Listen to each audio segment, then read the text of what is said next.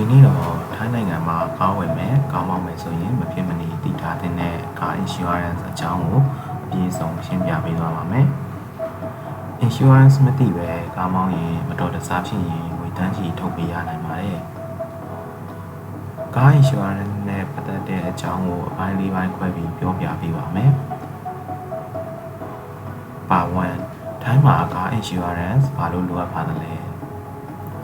ထိုင်းနိုင်ငံမှာကားမောင်းရင် insurance မရှိရင်အန္တရာယ်ရမ်းများပါတယ်။ဘာကြောင့်လဲဆိုတော့လူထိခိုက်ရင်အခြားကားဖြတ်စီးရင်ကိုယ်ကားဖြတ်စီးရင်အားလုံးကိုကိုယ်တိုင်ရုံပေးရပါတယ်။အဲဒါကြောင့် insurance ကရွေးချယ်တရားမဟုတ်ပဲမဖြစ်မနေလိုအပ်တဲ့အရာဖြစ်ပါတယ်။ Part 2ထိုင်းနိုင်ငံရဲ့ကား insurance အမျိုးအစားများကိုဆက်လက်ဖော်ပြပေးပါမယ်။ 1. Compulsory Insurance Policy ဖြစ်ပါတယ်။ဒါကမဖြစ်မနေဝယ်ရတဲ့ insurance ပါ Car registration လုပ်တဲ့အခါမှာလူထိခိုက်ဒဏ်ရာစေကူတာကဒီဆုံးမှု conversion စတာတွေကဘယ်လိုလျောက်ပါပြီးသားဖြစ်ပါတယ်။ကားကိုတော့မကားပေးပါဘူး။နှစ် First Class Insurance Class 1ဖြစ်ပါတယ်။ဒါကအာမခံမှုအပြည့်အဝဆုံး insurance ဖြစ်ပါတယ်။ကိုယ်အမှားဖြစ်စေမမားသည်ဖြစ်စေကိုယ်ကားရောသူများကားရောထိခိုက်မှုဖြစ်စေခိုးယူခံရရင်ဖြစ်စေမီးလောင်ရင်ဖြစ်စေအားလုံးကားပေးပါတယ်။ကားနံမှုအပြည့်ကြီးပြန်ရနိုင်ပါတယ်။ဒါပေမဲ့ premium ဖြစ်တဲ့အတွက်စီးမြင့်ပါတယ်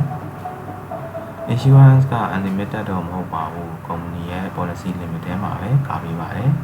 ။ကားသေးဝယ်ထားရင်ဖြစ်စေကားတံမှုကြီးမားရင်ဖြစ်စေကားစာမောင်းသူဖြစ်စေ Class 1 insurance ကိုရွေးရဖို့လိုကြုံပါတယ်။Second Class Insurance မှာ2မျိုးရှိပါတယ်2 Plus နဲ့3 Plus Insurance ဖြစ်ပါတယ်2 Plus Insurance ဆိုတာပါလေ2 Plus က Second Class Insurance ထဲမှာအကောင်းဆုံး option လို့ပြောလို့ရပါတယ်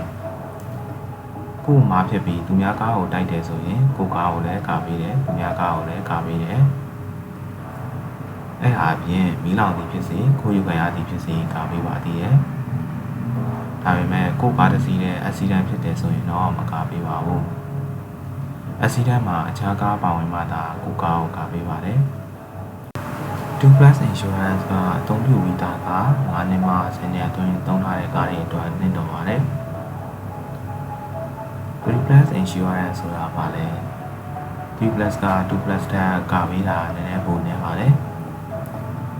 2 plus လိုပဲကိုယ်မှာဖြစ်ပြီးသူများကားကိုတိုက်တယ်ဆိုရင်ကိုယ်ကားကိုလည်းကားပေးတယ်သူများကားကိုလည်းကားပေးတယ်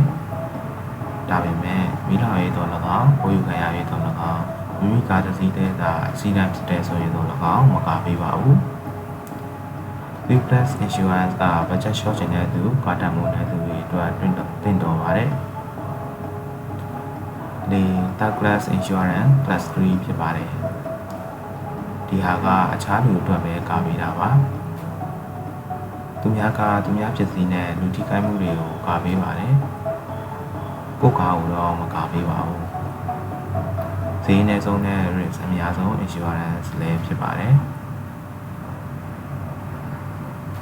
Part 3 insurance ဝယ်တဲ့အခါသတိထားရမယ့်အချက်တွေကိုဆက်လက်ဖော်ပြပေးပါမယ် coverage ကိုသိချဖတ်ပါကိုယ်ကားပါလားကိုယ်အမှားပါလားလောက်ပါလားတေချာဖတ်ပြီးမှဝယ်ပါဒီတက်တေဘအပူပေးရမယ့်ငွေရှိမရှိကြည့်ပါအစီအစဉ်ဖြစ်ရင်ကိုပေးရမယ့်အနည်းဆုံးငွေရှိနိုင်တဲ့အတွက်ကြောင့်ပါဘယ်ပါနေပါမပါကြည့်ပါတချို့ insurance တွေမှာနာမည်မပါရင်အာမခံမရပါဘူးပါဖို့ဘယ်လိုလူတွေအတွက်ပဲ insurance ကတင်တော်ပါသလဲကားအသစ်ဆိုရင် class 1ကားဟောင်းတဲ့ budget ထဲရဆိုရင်2 plus or 3 plusဈေးနဲ့ဆုံးရှာသူအတွက်ကတော့ class 3အသင့်တော်ပါတယ်ဒီနေ့ဗီဒီယိုမှာထိုင်းနိုင်ငံရဲ့ကား insurance အကြောင်းအခြေခံကနေအပြည့်အစုံရှင်းပြပေးခဲ့ပါတယ်